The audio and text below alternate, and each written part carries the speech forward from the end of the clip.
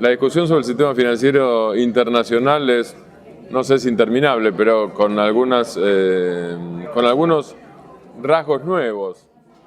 Alicia y Eugenia, ¿cuáles son los rasgos nuevos del endeudamiento internacional de América Latina, del sistema internacional? ¿Qué cosas debería tener uno en cuenta para no repetir? O tal vez la novedad sea que no hay novedad, no lo sé. No, yo creo que sí hay una novedad muy importante y es el hecho de que hay una burbuja financiera ahorita muy importante y que está tomando en cuenta a todos los actores financieros y sobre todo a la Reserva Federal de los Estados Unidos. El presidente Ben Bernanke desde hace 3 semanas está muy angustiado por esta burbuja porque efectivamente están creciendo mucho el precio de los títulos, de los activos financieros de las empresas, pero el desempleo no ha bajado al ritmo que tenía antes de la crisis. ¿Y cuál es la consecuencia, Eugenia, de tener de nuevo una burbuja cuando llevamos muy pocos años de la explosión de la última? Bueno, sí, es que ni siquiera habíamos salido de los niveles de sobreendeudamiento que se había alcanzado en la anterior burbuja y ya estamos iniciando una nueva burbuja que puede tener consecuencias graves, sobre todo para las economías en desarrollo que ahora están viviendo. No solamente porque tuvieron un crecimiento, porque el crecimiento es bueno, sino porque ese crecimiento se fundó mucho en una expansión especulativa de los capitales, sobre todo hacia algunas economías. Entonces, eso ha llenado algunas economías de activos pues, tóxicos o semitóxicos que en determinado momento pueden hacer mucho daño, ya lo hemos vivido en otras ocasiones en América Latina, cuando estos valores empiezan a perder valor, estos títulos empiezan a perder valor y descapitalizan a las empresas, descapitalizan la actividad económica y sobre todo dejan en la ruina a los inversionistas y obligan muchas veces a los gobiernos a los rescates. Y ese es el otro cambio que también tendríamos que subrayar. Se está luchando ahora a partir de la Dodd-Frank en una serie de reformas internacionales, a partir de la Financial Stability Board, que quieren pasar una parte de sus costos de las burbujas, del reventón de las burbujas, a los presupuestos de los gobiernos de los países emergentes. ¿Por qué aparece una burbuja cuando todavía están las consecuencias del anterior? ¿Cuál es la lógica de eso? Bueno, definitivamente que tomamos que tener en cuenta que es un poco, por un lado, la fragilidad económica a nivel internacional, pero por otro lado, la especulación. O sea, de alguna manera los actores financieros empiezan a especular con los títulos y aquí es donde hay algo que es muy importante, es el precio de los commodities. O sea, los commodities vimos que tuvieron una alza muy grande y ahora estos empiezan a bajar de precio, lo cual efectivamente va a afectar muchísimo a las economías emergentes, principalmente el caso de Argentina, Brasil, y que son economías agroexportadoras, principalmente la soja, y por el otro lado también los minerales, como es el caso de Perú, Colombia, Ecuador, que de repente hay un boom en sus exportaciones de minerales y también aquí hay que poner a México también con el petróleo, pero cuando empieza a venir toda esta especulación y bajan los precios, automáticamente va a influir en el gasto público de los gobiernos, porque gran parte de las retenciones que hacen los gobiernos a estos productos de exportación sirven para ampliar el gasto público. Entonces esto pone en peligro sobre todo para los países de América del Sur que tuvieron una expansión en su gasto público y que ha permitido, porque esto está en los datos de la Comisión Económica para América Latina, disminuir la pobreza. Bueno, volver, si no se hicieron planes de largo plazo o grandes inversiones para involucrar mayores personas en empleos dignos, bueno, esto puede volver a crear un problema de crisis recurrentes. Y aquí yo regreso a esta regulación financiera, esta governance internacional, porque a mí me gustaría tocar un aspecto que es el caso de México. México acaba de presentar el Ejecutivo la reforma financiera. Y si cuando estudiamos la reforma financiera lo que nos estamos dando es que está tratando de alguna manera de poner a las instituciones, principalmente de pequeñas y medianas empresas, en manos de estos grandes actores, ¿verdad? Que van a venir a invertir allí, pero que como son actores especulativos, pueden crear una burbuja financiera muy grande. En el sistema financiero internacional, los economistas brasileños suelen hablar de financiarización, como un sobredimensionamiento del sector financiero con intereses propios que va avanzando sobre el resto. ¿En qué punto está esto de la tendencia internacional cuando además hay crisis? O sea, la crisis no logra acabar con la financiarización. ¿Cuál es la lógica de eso? ¿Por qué no se puede? ¿Por qué no se puede salir? ¿Qué es lo que lo impide?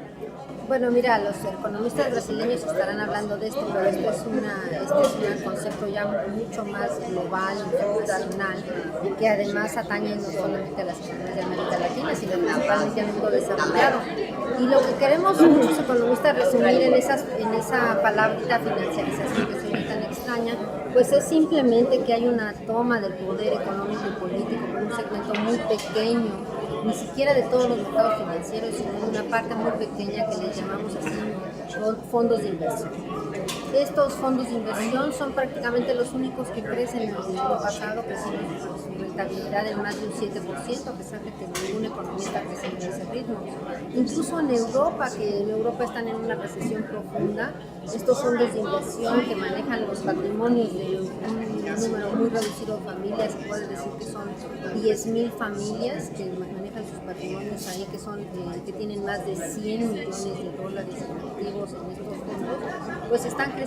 Incluso en Europa crecieron al 5%, en Asia y en otros países están creciendo por arriba del 7-8%, de acuerdo a los últimos informes que podemos tener, más o menos de cuánto están creciendo los patrimonios. Entonces, eso es a lo que se llama financiarización, o sea, que hay un segmento muy pequeño que concentra las rentas financieras que se producen prácticamente en todo el mundo. O sea, casi cualquiera que compra un coche, calcúlele que un 30% de lo que está pagando por su coche, o incluso una hamburguesa, o lo que le parezca más común, como, no sé, como pagar el agua o la luz, calcule que un 30% de esos 30 centavos de cada peso que paga se está yendo a ganancias financieras de un segmento muy reducido de la población. Eso es lo que se llama financiarización.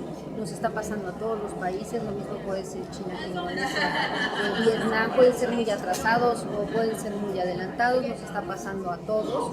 Y eso, romper esa dinámica no es fácil, porque hoy tenemos un mundo muy convencido que los gobiernos tienen que retirarse de la actividad económica, que no hay ninguna responsabilidad social respecto de la generación de servicios de salud, agua, educación, etcétera, y aparentemente pues tenemos que seguir viviendo con estas políticas de austeridad que en realidad lo que hacen es mantener altamente rentables el precio de todos esos activos financieros de estos pequeñísimos, de este número muy pequeño de familias, pero que tiene pues grandes patrimonios que pueden ser ahorita más del doble del crédito mundial.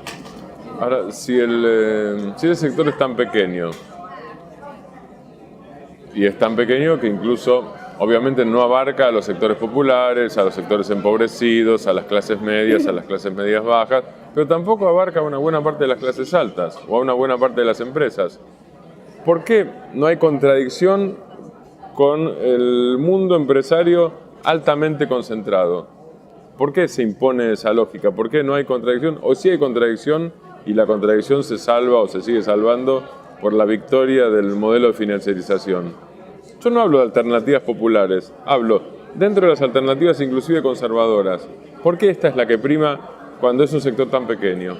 Bueno, yo creo que hay que enfatizar mucho que la financiarización viene a partir de todo el proceso de desregulación y liberación financiera después de 1971.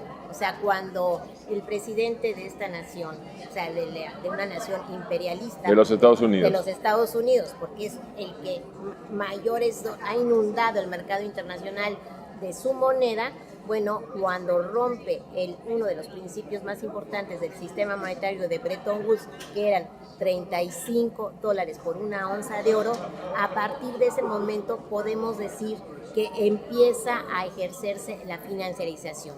Y gran parte de todas las crisis que tuvo América Latina, las crisis de devaluación a finales de los 70s, las crisis de deuda externa, México, Argentina, Brasil fueron un claro ejemplo de este problema, las crisis de los bancos en los 90s, no solamente en América Latina, en Asia, en Japón. Bueno, todo esto es parte de esa visión emergente del proceso de financiarización. Tan es así que se habla actualmente del sistema financiero sombra. O sea, el sistema financiero sombra está compuesto precisamente por esos que no son bancos, como los conocemos tradicionalmente, sino son nuevos agentes, principalmente los fondos de pensiones, los fondos de inversión, los famosos hedge funds, que empezaron junto con la banca comercial a vender y comprar estos productos que son parte de un mercado secundario, que son las operaciones fuera de balance,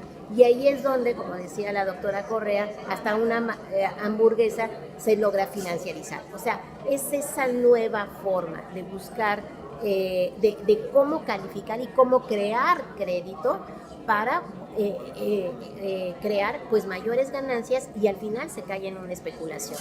Entonces, yo creo que la financiarización es algo que no se puede regular. No sé hasta qué punto se podría terminar la financiarización, porque ahora sí es como un cáncer que ha invadido a todo el cuerpo y está ya en los huesos, en el aparato circulatorio, etcétera. Entonces es algo que quizás con algo que debemos de aprender a vivir con el proceso de financiarización, pero también ahí es donde es muy importante el control de los gobiernos y de aquellos gobiernos que tienen proyectos nacionales para evitar esa influencia de la financiarización en sus regímenes financieros a nivel nacional. Esto es quizás muy complicado de explicarlo, pero yo creo que es muy importante que las regulaciones financieras, porque viene toda una nueva ola de regulación financiera a partir de la Dodd-Frank, o sea, ellos se preguntaron, bueno, es que es muy grande para quebrar, muy grande para salvar, hay que regular. Bueno, volver a regular, pero ¿cómo regulas en un ambiente de financiarización? Entonces aquí es donde los espacios financieros a nivel nacional y los gobiernos, es muy importante que esos estados que puedan tener una banca, no solamente de desarrollo, pero una banca comercial, pública y privada, pero nacional, en el marco de un proyecto nacional, puedan salvar de nuevas crisis. Y yo creo que esto es lo más importante. Porque, sí.